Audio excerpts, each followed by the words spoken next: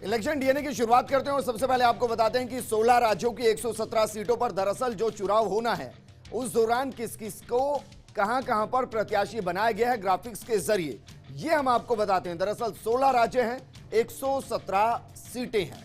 Voting कल की जाएगी। तीसरे चरण में 16 राज्यों की 117 लोकसभा सीटों पर कल वोटिंग होनी है। इन सीटों के अलावा दूसरे चरण की जिन 2 लोकसभा सीटों तमिलनाडु की वेल्लोर और त्रिपुरा की पश्चिम सीट पर चुनाव आयोग ने मतदान टाल दिया है। दूसरे चरण में होना था इन सीटों पर मतदान, लेकिन उसको टाल दिया गया है। इन सीटों पर चुनाव आयोग ने मतदान को टाला है। वही अब आपको अलग अलग तरीके से बताते हैं। 16 राज्यों की 117 सीटों पर वोटिंग होगी। इस दौरान इस चरण में असम की 4 सीटें हैं जहां पर मतदान किया जाएगा। छत्तीसगढ़ के अंदर यहां पर 7 और बिहार की सरह देख लेते हैं। बिहार की 5 सीटों पर, छत्तीसगढ़ की 7 सीटों पर मतदान होना है। वहीं गुजरात की सभी 26 सीटों पर तीसरे चरण में मतदान होता हुआ दिखाई देगा। गोवा और कर्नाटक यहां पर भी देख लेते हैं। गोवा की 2 सीटों पर मतदान होगा। वहीं कर्नाटक का अगर जिक्र किया जाए तो कर्नाटक की 14 सीटों पर मतदान किया जाएगा। केरल की सभी 20 सीटें और 20 की 20 सीटों पर मतदान यहां पर किया जाएगा। वहीं इससे आगे बढ़ते हैं, महाराष्ट्र की 14 सीटों पर मतदान किया जाएगा। इससे आगे ओडिशा का जिक्र करते हैं, ओडिशा की 6 सीटों पर मतदान यहां पर किया जाएगा। वहीं इससे आगे बढ़ते हैं, उत्तर प्रदेश की 10 सीटों पर तीसरे चरण के दौरान मतदान होगा। कौन कौन यहां पर मैदान में होगा ये भी हम आपको बताएंगे। पश्चिम बंगाल की 5 सीटों पर मतदान होगा। इसके अलावा दादर नगर हवेली यहां पर 1 सीट पर मतदान होगा। वहीं अगर इससे आगे बढ़े, दमन द्वीप यहां की भी 1 सीट इसके अंदर शामिल है जहां पर मतदान होगा। और तीसरे चरण में कहां पर, किस राज्य के अंदर कितनी सीटों पर मतदान होगा, ये दरअसल हम आपको ग्राफिक्स के जरिए बता रहे हैं। लेकिन अब यह सवाल कि तीसरे चरण में 16 राज्यों की 116 सीटों पर मतदान होना है और इस दौरान जो मतदान होगा उसमें क्या कुछ खास रहने वाला है, यह भी दरअसल हम ग्राफिक्स के जरिए आपको बताने की कोशिश करते हैं। क्योंकि 16 राज्यों की 116 सीटों पर मतदान कल होना है और ग्राफिक्स के जरिए हम आपको बताते हैं तीसरे चरण की 16 राज्यों की 117 सीटों पर मतदान कल होना है। तीसरे चरण में बीजेपी की प्रतिष्ठा एक तरीके से कह सकते हैं कि दांव पर रहने वाली है।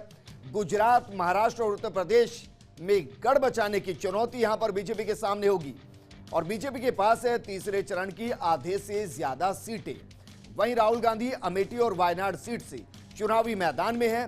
2 सीटों से वो चुनाव लड़ रहे हैं और इस चरण में होना है वायनाड सीट का फैसला। पहली मर्तबा राहुल गांधी वहां से चुनाव लड़ रहे हैं। केरल पार्टी को जिताने की जिम्मेदारी भी राहुल गांधी के पास और कांग्रेस के खोए हुए जनाधार को वापस लाने की भी बड़ी चुनौती है। तो तीसरे चरण में पार्टियों की साख भी दांव पर लगी हुई है। कई राज्यों में छत्रप किंगमेकर बनने की कोशिश में जुटे हुए हैं। तीसरे चरण में 16 राज्यों की 117 सीटों पर मतदान होना है। वहीं कुछ और ग्राफिक्स के जरिए आंकड़े आपको बताते हैं, क्योंकि 2014 में इन 116 सीटें हैं, उनमें से 67 सीटें ऐसी थी जहां पर बीजेपी जीती थी। बीजेपी ने 62 सीटें, शिवसेना ने 4 और एलजेपी ने 1 सीट को जीता था। 2014 में 116 में से यूपीए को महज 26 सीटें मिली थी। 16 सीटें कांग्रेस को मिली थी, आरजेडी को 2, एनसीपी को 4 और इसके अलावा आरएसपी को 1 और केरल कांग्रेस को 1 सीट मिली थी।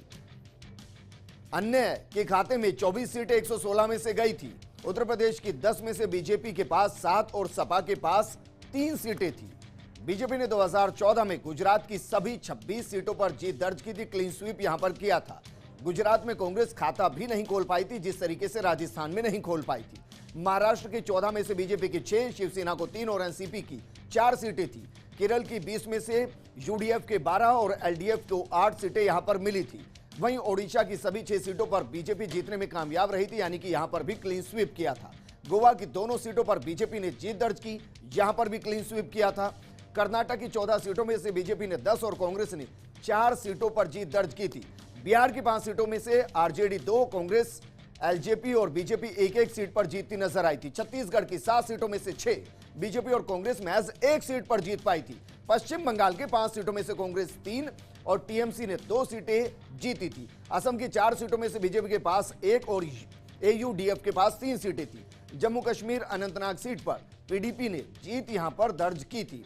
दादर नगर हवेली सीट बीजेपी के खाते में आई थी, एक सीट है महज। इसके अलावा दादर नगर हवेली जिसका जिक्र हम कर रहे थे, एक सीट और वो बीजेपी के खाते में यहां पर आई थी। दमन द्वीप सीट भी बीजेपी के ही खाते में आई थी। मोदी लहर में यहां पर भी कमल खिलता हुआ नजर आया था और ये सीट भी बीजेपी के ही खाते में चली गई थी। त्रिपुरा पूर्व सीट सीपीएम ने यहां पर जीती थी।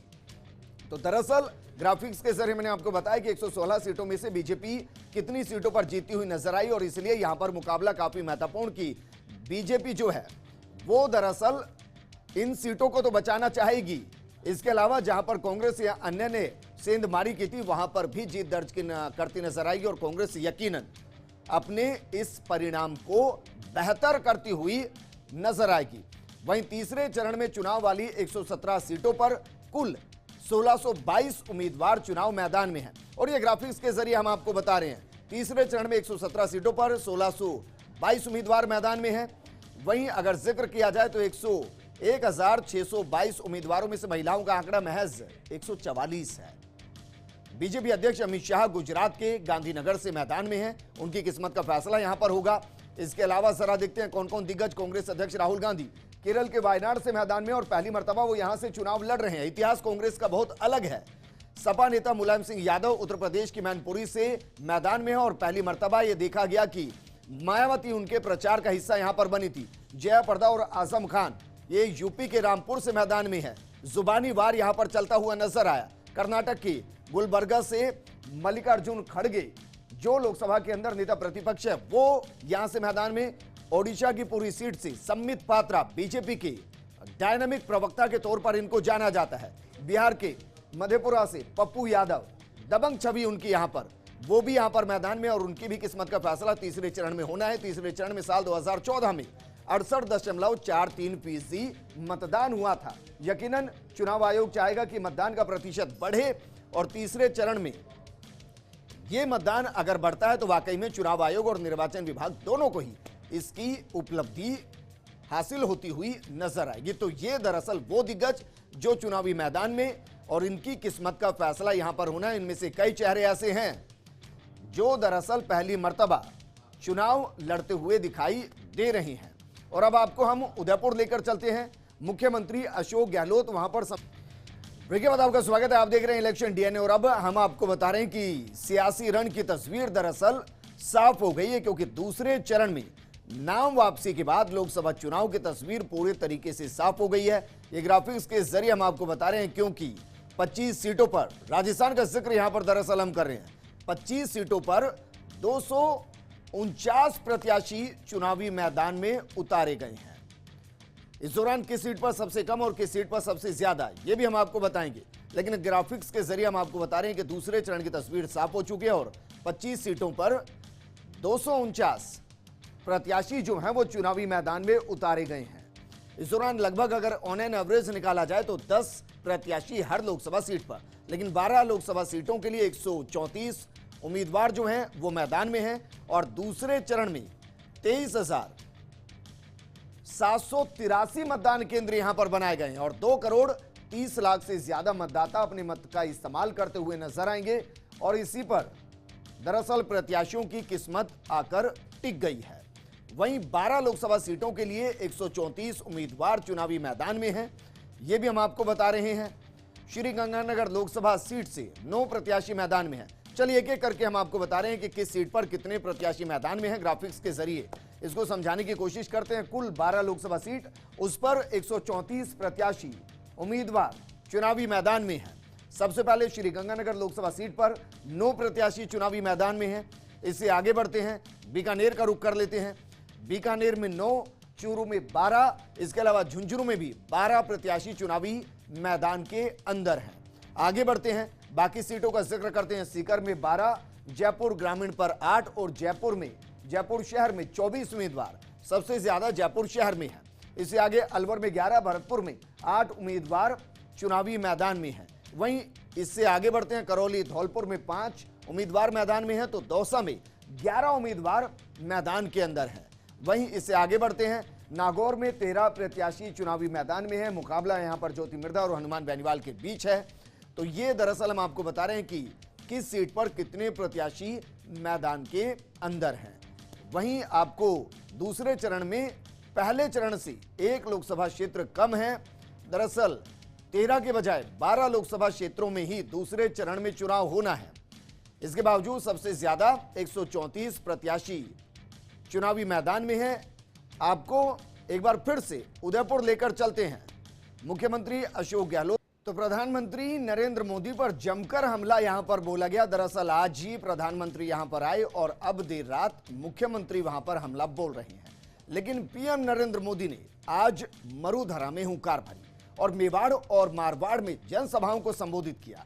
अब हम आपको ग्राफिक्स के जरिए बताते हैं कि आखिर पीएम मोदी के संबोधन की बड़ी बातें क्या कुछ रही मरुधरा में हुंकार के जरिए। ये जरा देखिए।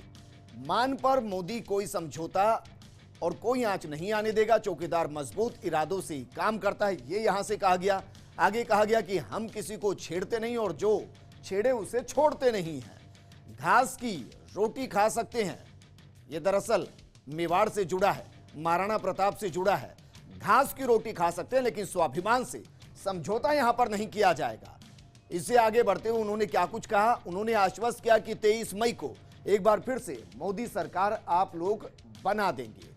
वहीं देश में पैसे लेकर भागने वालों के लिए आसान अब कुछ भी नहीं होगा, ये भी यहां से कहते हुए नजर आए। दरअसल नीरव मोदी और इसके अलावा विजय माल्या को लेकर सवाल उनसे किए जाते हैं और उस पर जवाब उन्होंने दिया। 2022 तक हर गरीब को पक्का मकान देने का संकल्प यहां पर लिया गया है, यह भी यहां पर कहा गया।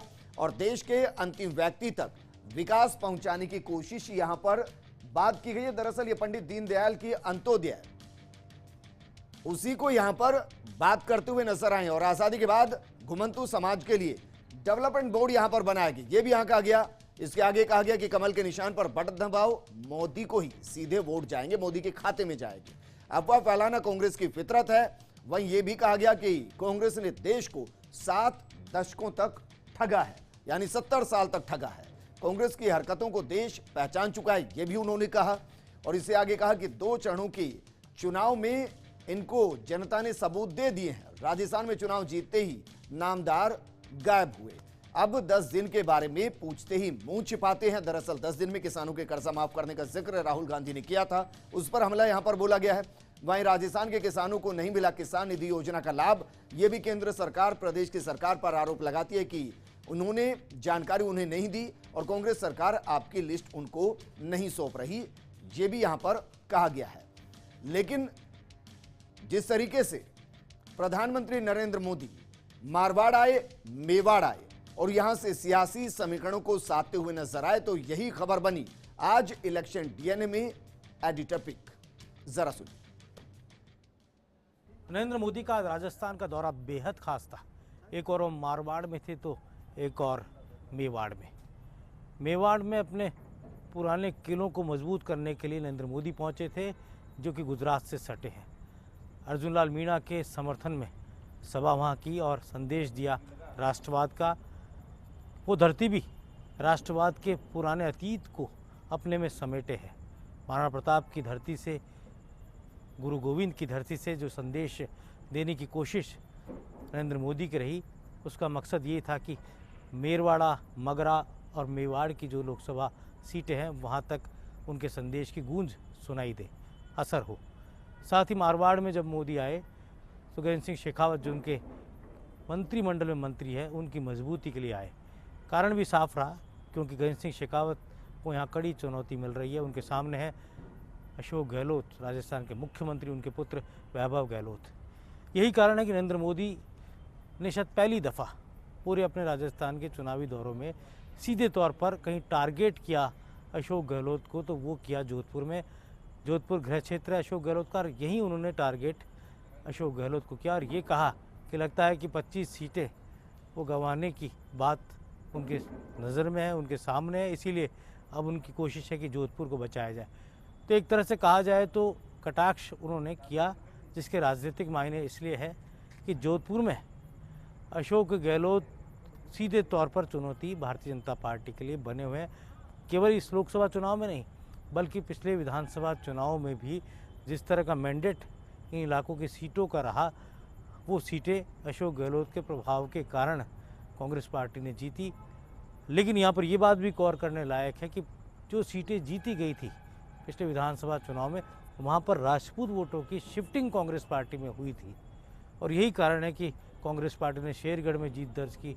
यही कारण है कि कांग्रेस पार्टी को लूनी में। इलेक्शन डीएनए में आज के लिए फिलहाल इतना ही, लेकिन आप बने रहिए फर्स्ट इंडिया न्यूज के साथ और हर दिन 9:26 पर देखिए इलेक्शन डीएनए। नमस्कार।